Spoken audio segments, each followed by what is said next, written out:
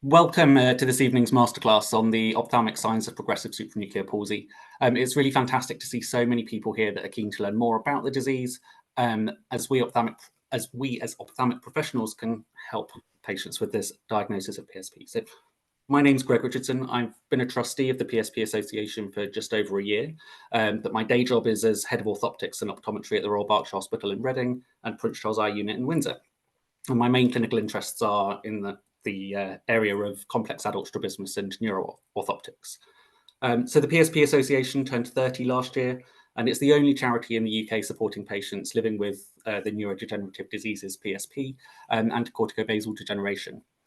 There's approximately 4,000 people in the UK who have a diagnosis of PSP or CBD.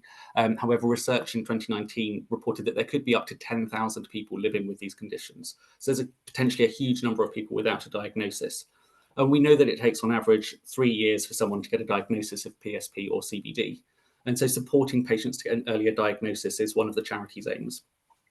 So with that, the charity are putting together a series of webinars aimed at health and social care professionals and helping to raise awareness of the conditions and their clinical features in the hope that this really aids earlier diagnosis. Many patients often present with early ophthalmic changes. So this is the first in our series of webinars, and it's focusing on the ocular features of PSP and what support we as ophthalmic professionals can offer patients with PSP. So I'm delighted to introduce Dominic Burden, who's an advanced orthoptist from Plymouth Royal Eye Infirmary, to give this evening's talk. So Dom qualified as an orthoptist from the University of Sheffield and is the lead for special educational needs and disabilities, as well as working in the Plymouth Ocular Motility Unit, where he sees patients with rare eye movement disorders and nystagmus. So as this masterclass is being offered to health and social care professionals, our speaker will not be able to answer questions about specific medical issues or medications. There will be the opportunity to ask some questions in the Q&A section, which I believe is open. So please do type these in as we go along, and we'll try to answer as many of these as possible at the end of the presentation. And just to say, an evaluation form will be sent to delegates tomorrow, and we request that delegates try and complete this, as it's really instrumental in helping us to assess our educational events that we provide to healthcare professionals such as yourself. So over to you, Dom. Thanks, Greg. That's great. Right, let me just share my screen and I'll get my slides up.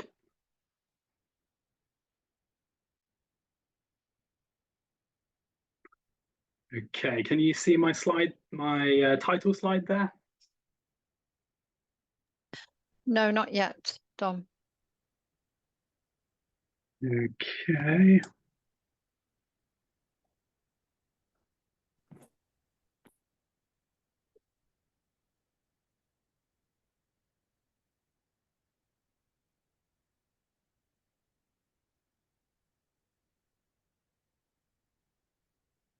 There we go. Can you see it now? Perfect. Fantastic. Yeah, thank you everyone for coming along today to this this webinar on eye signs in PSP. As Greg introduced me, I'm an orthoptist working in Plymouth. I work in the Plymouth Ocular Motility Unit, and with the use of an eye tracker and working with a consultant clinical scientist, Professor Harris, we assess patients with nystagmus and rare eye movement conditions. So PSP falls into that category. And because we can, we have this facility, we accept referrals from neurology and have quite a close working relationship with neurology. So today, what I'm going to be talking about initially is the general and ocular features of PSP. We're then going to be talking about the value of an MDT approach in PSP and more generally atypical Parkinsonian disorders. We're going to be applying our knowledge of neuroanatomy to understand the pathogenesis for the eye signs in PSP. And finally, I'm going to touch on the optical management for the eye issues that PSP can present with. Okay, so what is PSP? PSP is an atypical Parkinsonian disorder. It's neurodegenerative and results because of a buildup of a protein called tau within the nervous system. This buildup of the tau protein causes glial and neural cell death.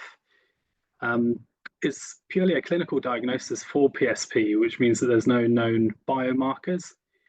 And oculomotor dysfunction is the most sensitive and specific diagnostic sign.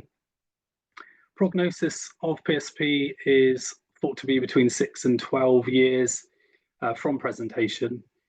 And the PSP prevalence is thought to be 6.4 per 100,000.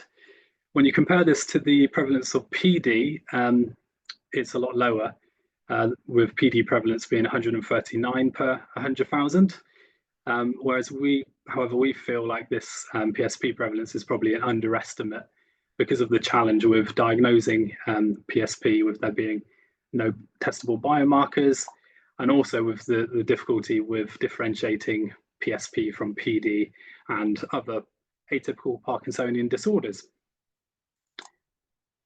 So in terms of the general signs of PSP, an MDT approach is essential. There will be kind of general motor overlap with PD. So those signs include postural instability, bradykinesia, rigidity, and incontinence. And the occupational therapy team and the physiotherapy team will help support the patients with these issues. Bulbar dysfunction will include dysarthria, and these patients present with quite slow, slurred, or quiet speech. The PSVA can offer a voice banking service for these patients, which is fully funded, but it will need to be have input through the speech and language therapy as well for that. Dysphagia is another issue that patients with PSP will present with, and this can present with choking and drooling. The drooling is because these patients aren't able to swallow their saliva. So an altered diet is essential for these patients through the speech and language team and the dietitian team. One risk with the dysphagia is aspiration pneumonia, so the patient's inhaling their food, and this is quite serious for these patients. These patients will also have dementia signs, so cognitive dysfunction, amnesia, and depression, potentially. So neuropsychological input is really valuable here. Frontal lobe deficit will include personality change, irritability, impulsiveness, and potentially apathy. So again, neuropsychological input is really valuable. And the final kind of group of signs include oculomotor dysfunction, which is what I'm going to talk about today in detail. The orthoptic team and the oculoplastic team within the eye department will play a key role in picking up these signs and managing these signs. In general, all these signs are kind of brought together by the neurology team, and if the hospital has a Parkinson's specialist, it will be that neurologist that puts the signs together and comes to the final diagnosis. It can be difficult early on in the disease because of the significant overlap of signs. In terms of this MDT approach, it has a high economic cost to the NHS. This paper in 2011 found that across a year, PSP costs the NHS roughly £45,000, when compared to other neurological conditions which also do require MDT approach. You'll see here that it's significantly higher. This study actually found that the biggest economic cost was actually the economic cost of the carer not being able to work to look after the patient. PSP is a condition that really affects the quality of life of the patient. You'll see here that this study in 2013 found that the general population have a score of 0.86. When you compare this to other neurological conditions, for example, post-stroke 4 years, they have a score of 0.73. And then there's other neurodegenerative conditions, such as motor neuron disease, 0.31. And PSP is right at the bottom with a score of 0.20. So this is a condition that really affects the quality of life of the patient. Another study found that this condition also affects the quality of life of the carer as well. So it's really important supporting the patient and the family. So what are the oculomotor signs in PSP? So they'll present often with vertical supranuclear gaze palsy or slow velocity vertical saccades, with vertical being the key word there. They might also get impaired vergence, as well as lid signs, which include apraxia of eyelid opening, reduced blink rate, and blepharospasm. And finally, they might get, or they often get macro square wave jerks as well. So a unique set of tests is required to identify these signs in clinic.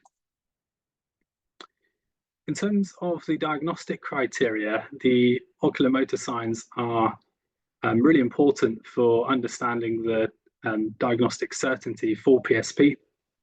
You'll see here that with a diagnosis of probable PSP, you need to have either a vertical supranuclear gaze palsy or slow velocity of vertical saccades. As you get further down with the certainty, the eye signs become less prominent. So when do these signs present over the course of the condition? When it comes to eyelid disorders, you tend to find that these patients will have a decreased blink rate initially, and potentially blepharospasm as well. And later on in the condition, lid opening apraxia will present. Assessing the eye movement abnormalities is really important because you can pick up these signs that are really important for the diagnostic criteria, but also you can have a good idea as to where the patient is in the condition, because initially, if they have, they might have slow velocity vertical saccades, and as the disease progresses and the neurodegenerative effect disrupts the nerves within the brainstem, they will become vertical supranuclear gaze palsy, and then later on in the condition, they'll have complete ophthalmoplegia. Ocular fixation abnormalities include macro square wave jerks. This sign is not that helpful, to be honest, because not only is it difficult to identify without an eye tracker, but it also doesn't necessarily help differentiate between atypical Parkinsonian disorders. And actually, square wave jerks are quite common in the typical population as well. So what are the patient's symptoms that the patients will experience? So a paper in 2003 found that up to 61% of patients with PSP will complain of diplopia or blurred vision. 43% will have photophobia, so light sensitivity. They might also have difficulty reading, but they might be kind of unsure why.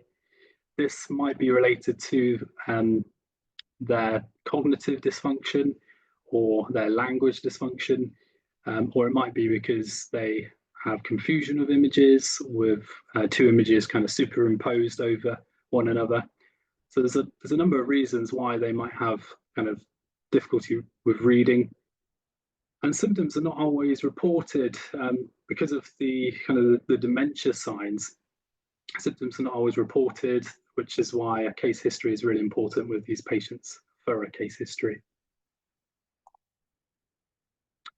Okay, so what does supranuclear mean? It's important to understand this because it's in the name for PSP. I find the best way of explaining what supranuclear means is by looking at the nerves. So here, this diagram shows the eye. It shows the extraocular muscles. It has the infranuclear pathway, the motor neuron, and the higher nerves, which are called the supranuclear nerves, above the motor neuron. So the reason why PSP is called PSP is because certain supranuclear pathways are degenerated earlier on in the disease, whereas others are spared. So generally the saccades are affected earlier on, and then eye position is affected, vertical in particular, And later on in the disease, vestibular ocular reflex will be, but that is generally quite late stage. So what's the eye movement pathophysiology in PSP? We know they present with vertical eye signs, so that must mean that the midbrain is affected earlier on, because we have the third and fourth motor neurons in the midbrain.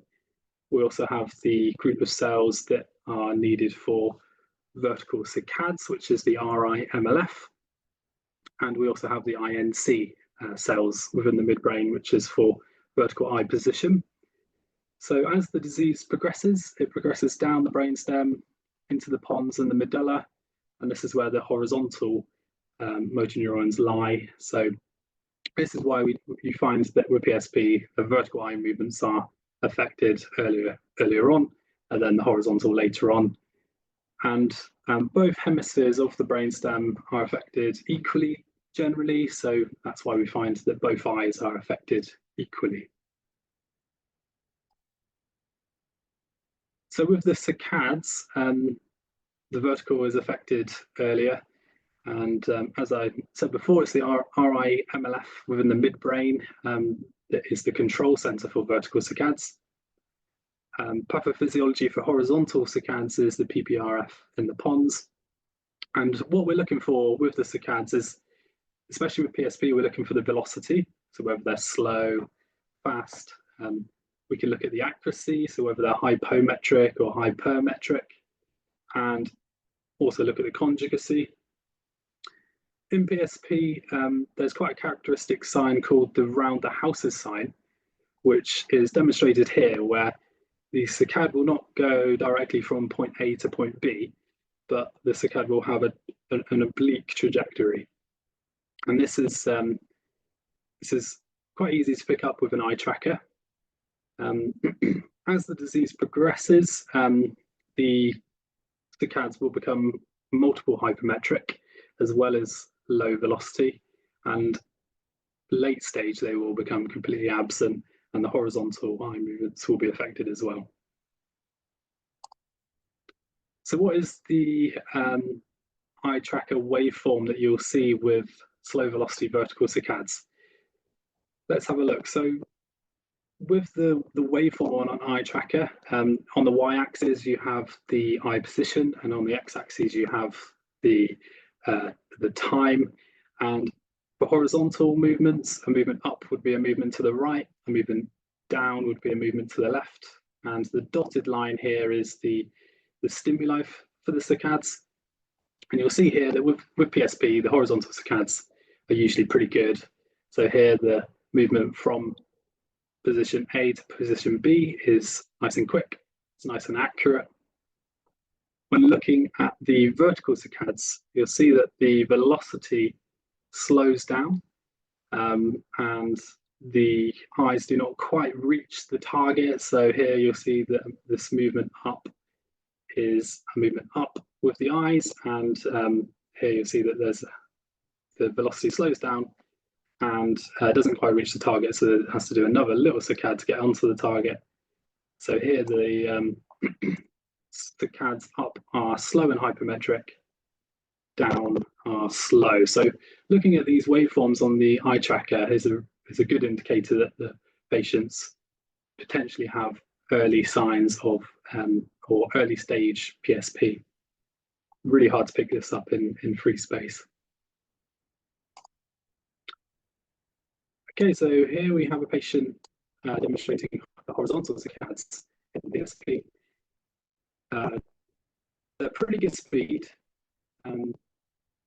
He can move his eyes horizontally pretty well. I'll just repeat that for you.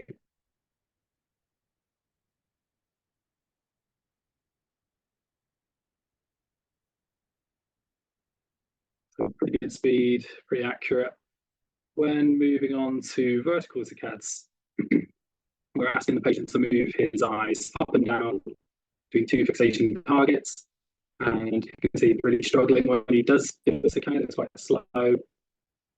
So yeah, this is more of an obvious case to see in free space, where the horizontal and the vertical saccades are quite different. Moving on to eye position and picking up the vertical supranuclear or vertical gaze palsy. The pathophysiology for vertical eye movements lie within the midbrain, the INC. For horizontal, it's the MPH in the pons again, so you can see this differentiation between the midbrain and the pons, depending on which direction of eye movements are affected. It's not uncommon for elderly patients to have a slight upgaze limitation, and this is because of the inferior displacement of the extraocular muscles as the eye ages, and this creates increased depressor action and weakened elevation action. Anything more than a -1 restriction, we're looking for a pathological cause. So with PSP, they might have a upgaze palsy, a downgaze palsy, or a combination of both. So this is a patient where we're asking the patient to voluntarily move his eyes left and right. So he's not able to move his eyes horizontally or vertically. So this is vertical eye movements. Again, we're asking the patient to move his eyes up and down. You'll see that he really struggles to move his eyes there. And the reason why I'm showing this is because later on, when we look at the video for his vestibular ocular reflex, you'll be able to see that his range of movement is improved, and that highlights the supranuclear aspect of the condition. So VOR, how do we test the VOR? We do a doll's head maneuver. The vestibular ocular reflex tends to be spared until later on in the condition. That's because there are 4 vestibular nuclei, and they lie within the pons and the medulla, kind of lower down in the brainstem. The doll's head maneuver can be difficult with patients with PSP because they have axial rigidity. So sometimes you might need to move the whole body up and forward and back to look at vertical VOR. You can also, if you've got a Barony chair, you can also spin them, but that only looks at horizontal VOR. So you remember that the same patient previously had no voluntary eye movements. Now when testing his vestibular ocular reflex, he's got full range.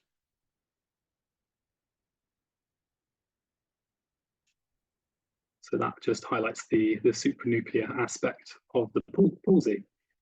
So in order to diagnose a vertical supranuclear gaze palsy, you test the eye position. If there are vertical gaze restrictions, you then test the VOR. And if there's increased range on the VOR, you know there's a supranuclear gaze palsy. If there's no improvement on doll's head maneuver, you know there's a nuclear gaze palsy. And if you don't find any vertical gaze restrictions, then it would be a good idea to test for other signs in PSP, like the slow velocity vertical saccades, which quite often present earlier. Okay, moving on to eyelid signs. So there's generally 3 eyelid signs. Decreased blink rate presents earlier in the course, and these patients tend to have a characteristic stare because they don't blink often. A typical blink rate is between 12 and 15 per minute, whereas a study on patients with PSP found that they tend to blink about twice per minute. And this can lead to dry eye, so eye lubricants is essential for these patients.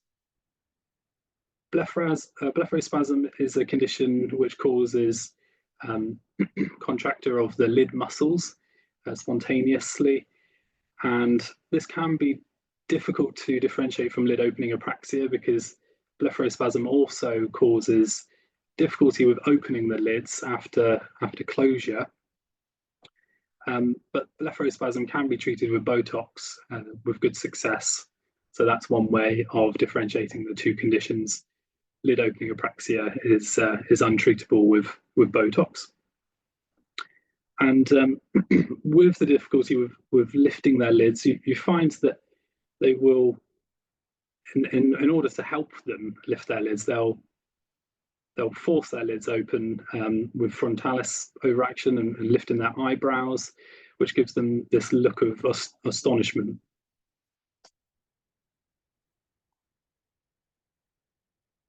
Okay, let's have a look at this case who has some eyelid opening apraxia. So we've asked the patient to close his eyes and open again, and he's really struggling to open his eyes. It takes him a while to reopen them. You'll also see that there is some blepharospasm here, because the eyes spasm as he's trying to open them.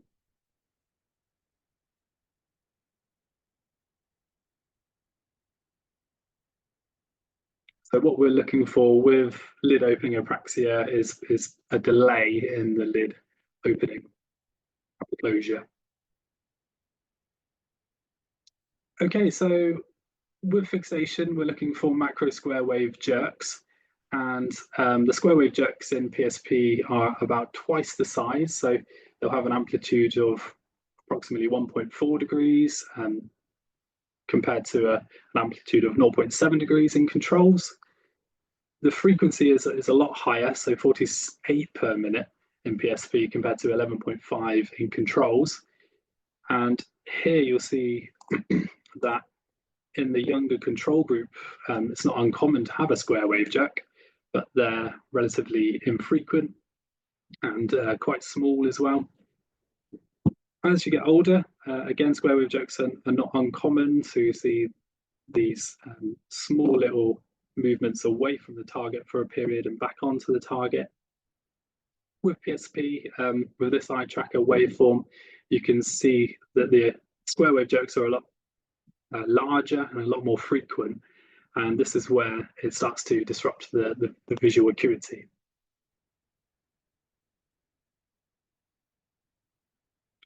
Vergence is disrupted in PSP because, again, the control center for vergence is within the midbrain. It's called the supraocular motor area, which is about 2 millimeters away from the third nerve nucleus.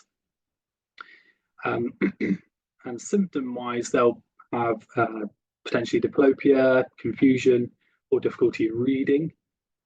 We've had a couple of patients that have presented initially with vergence, and we've diagnosed them with primary convergence insufficiency. And we've given them exercises to help with their vergence. However, the exercises have not helped. So it's really important to understand that it's important to look for other signs if the primary convergence insufficiency is not being treated with the exercises. It's important to look for other signs of potentially something neurodegenerative going on. So ocular management of PSP, how can we help these patients manage these eye signs? When it comes to restricted ocular motility, single vision lenses is really important. With these patients not being able to move their eyes up and down, they're not going to be able to use a bifocal or a varifocal lens. So that's why they need single vision lenses. It's really important to explain to the patient and the family the compensatory strategies around their eye movement problem. Sometimes prism glasses can help. So this in this picture here, there's a lady using some prism glasses, which basically enable her to see down onto the page to read without having to look down.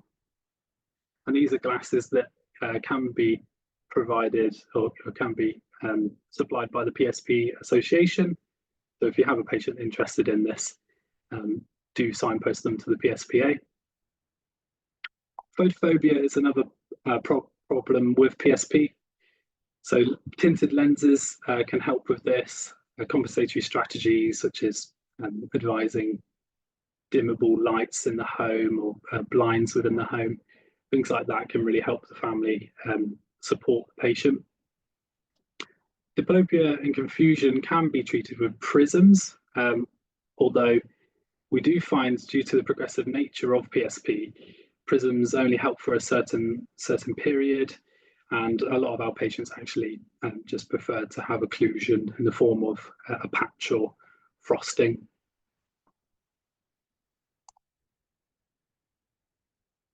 So what are the eye movement signs with the other Parkinsonian disorders?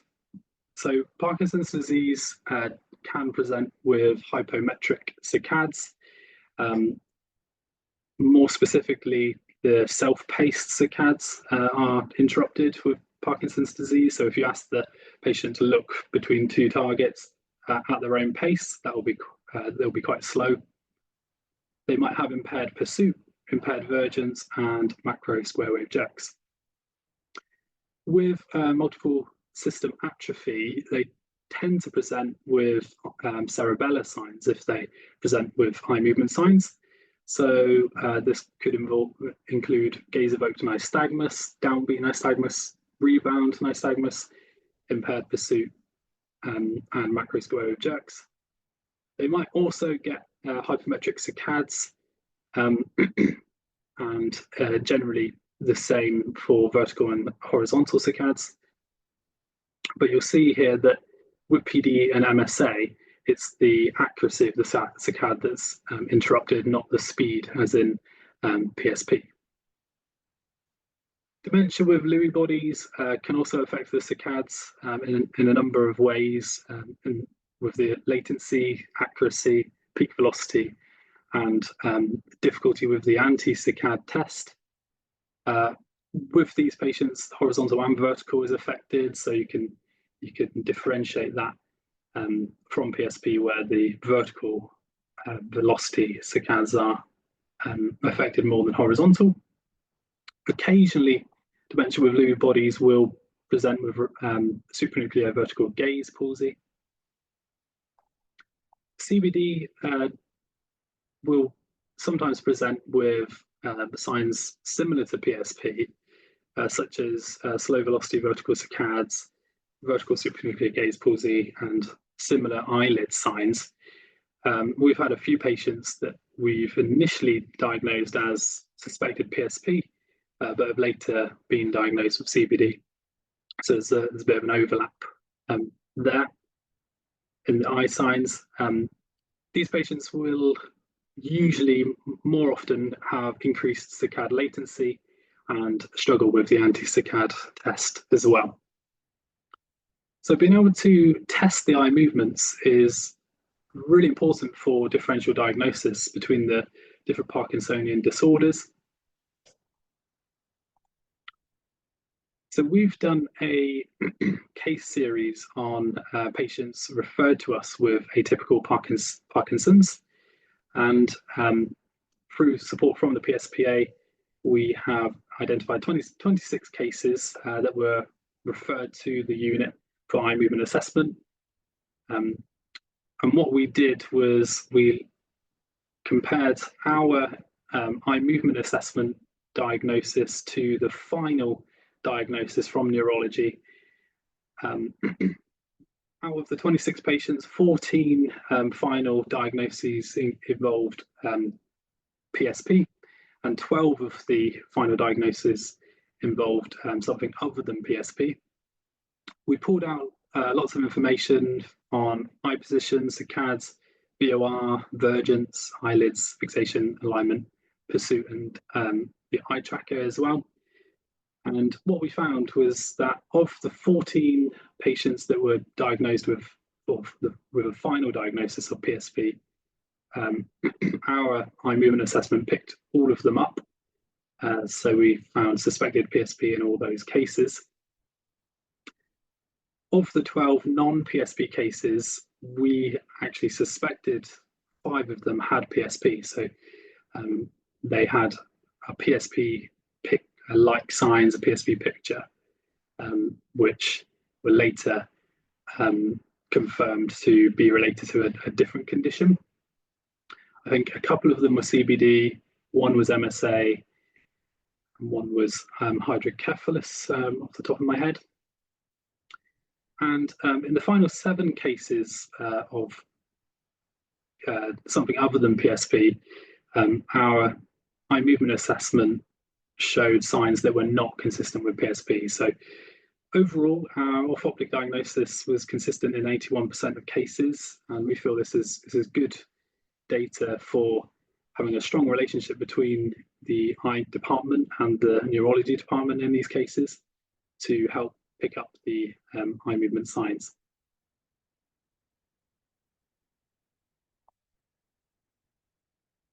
Okay, so to summarize, PSP is a serious neurodegenerative condition which requires an MDT approach for diagnosis and care. Identifying the oculomotor signs is key to diagnosing these patients and key for differentiating the different Parkinsonian conditions. And ocular management can help ease patients' symptoms and improve the quality of life of the patient. So, yeah, thank you for listening. I'm happy to take any questions now, or I can be contacted at a later date. I have my email address there. I also have my references here, but I'll just go back onto the contact slide there.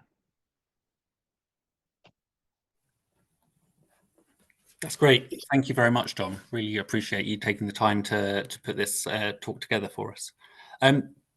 Carol and Debbie, I can't see questions in the Q&A because I'm not a co-host. So I don't know whether you have access to see if there are any questions in the Q&A section. I know that there are a couple that have been put into the chat, which I can see, but I don't know whether there's anything in the Q&A. There's nothing in the Q&A. There was a welcome and a thank you for the masterclass, but all of the questions have gone into the chat, Greg. So okay, perfect. So I mean, firstly, a couple of people have asked whether they will have the opportunity to get hold of your slides, Dom, and that's up to you to decide whether you're yeah, absolutely. I can we can share them, can we, Carol, if I send them over to you? Yeah, that's not a problem. If you send them over, then I can send them out to who's attending today. Yeah, I've got a copy of the slides. We can put them on the website. okay, great. Perfect. Thank you. Thank you. Debbie. And then there's another question, which is, what is the anti-saccade test, and how do you assess this?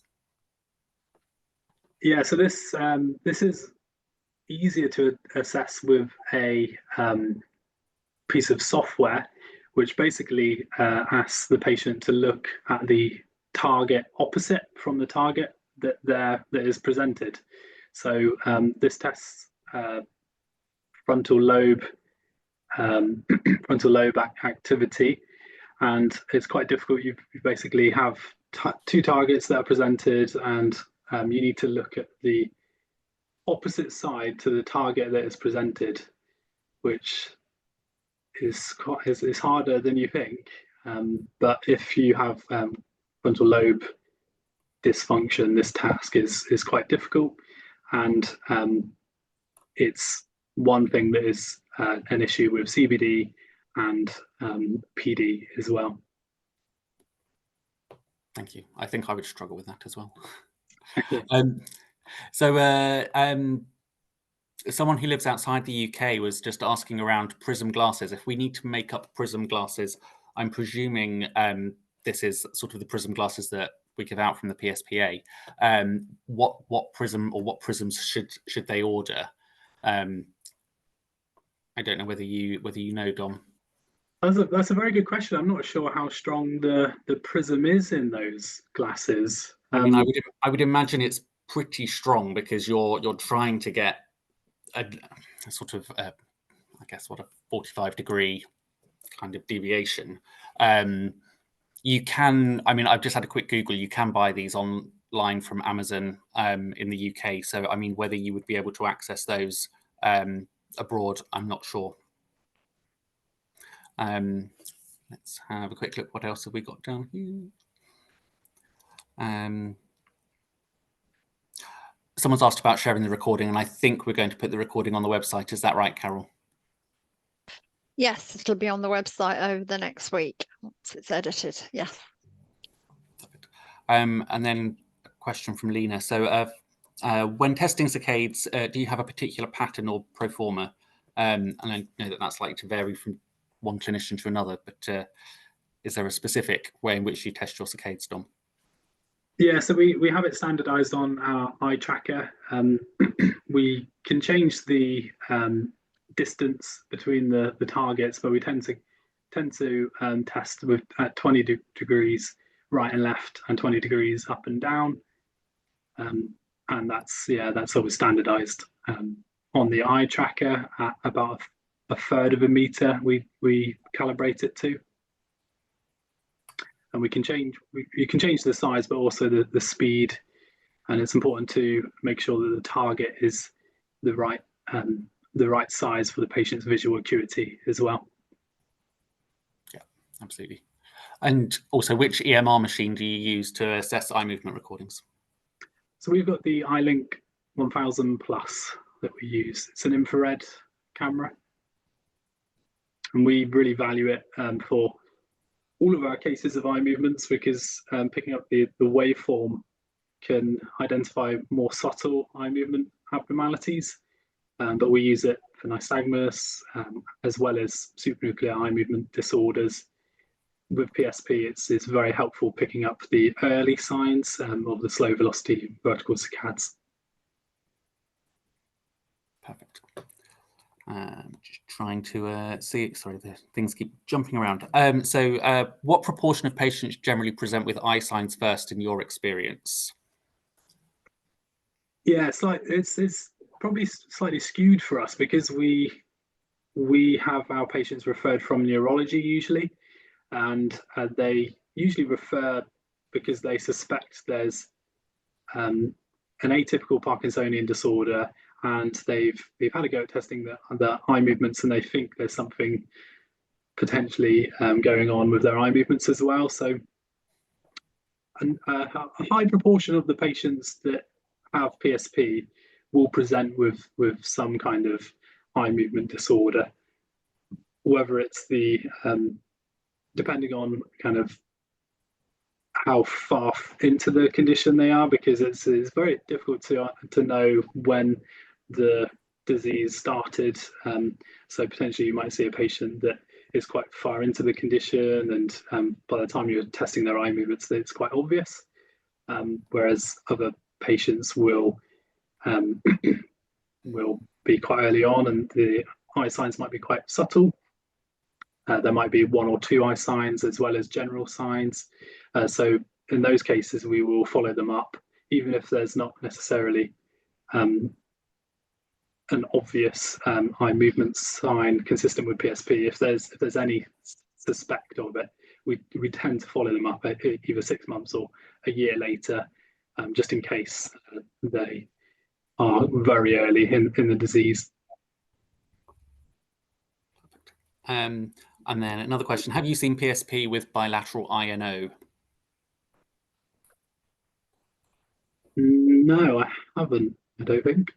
Not sure that I have. No. No, usually, yeah, it's usually the vertical eye movements that are affected. Yeah.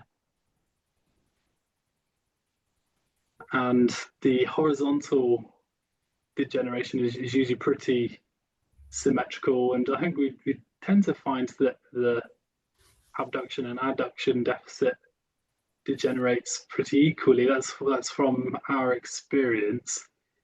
No, I don't think I've seen a bilateral INO with PSP. No, I don't think I have either. Interesting case.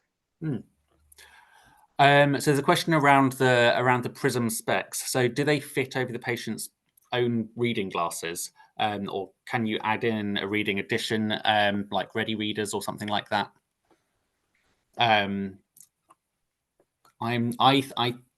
They'd probably be quite tricky to fit over someone's current specs, I would have thought.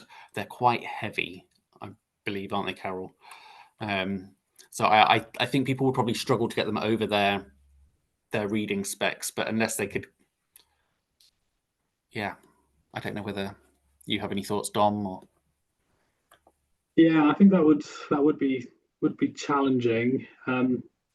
We do offer them to people. We generally find that some people get on with them, some people prefer to have occlusion and hold the whatever they're wanting to look at up.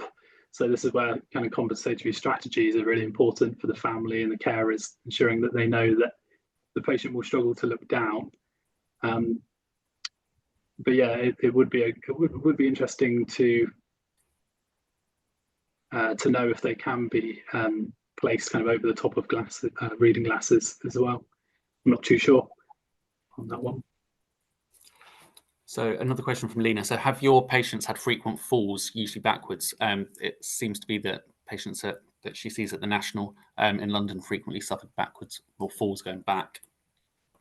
Yeah, postural instability is kind of a cardinal sign in PSP. So yeah, they will pretty much always have falls backwards. So you can do the backwards pull test on these patients, and you'll find that they really struggle to kind of correct themselves if you pull them backwards.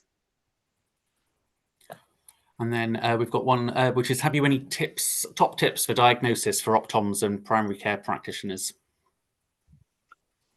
Yeah, I think these tests are quite easy to do, really, apart from eye tracking where you need equipment.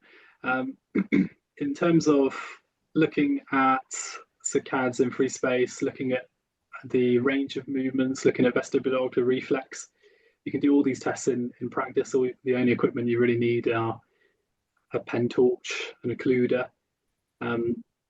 So yeah, I'd say have a go, see what you find, record what you're finding, and if you have any concerns, refer into your local orthoptic department. But yeah, certainly these tests they don't take long to do, and they're quite easy to do as long as you kind of break it down vertical, horizontal, and use appropriate targets and record it well.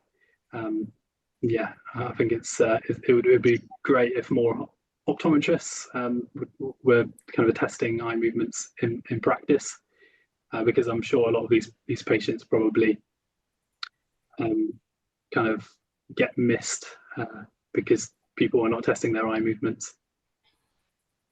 Yeah, I completely agree. I think it's testing those other eye movement systems, things like saccades and VOR and things like that. I think it's important that optoms are skilled to do that and to help aid the diagnosis.